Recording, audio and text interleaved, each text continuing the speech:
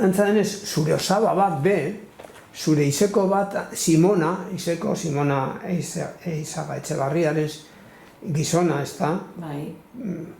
Nor zen zure osaba? Izan zen Pedro Abadia, eta bera kontaten zizkuen. Nola preso egon zela.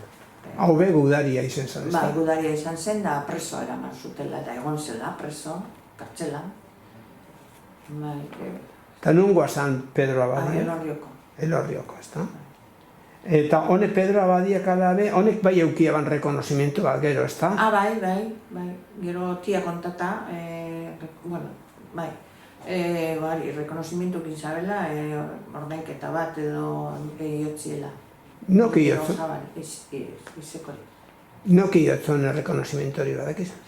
Eusko Jaurlaritzak, ez da? Eusko Jaurlaritza, bai. Rekonozimientu bat iotzien eta jarri otzien diru apurtxo bat. Bai, kompensazio bat edo. Hori da.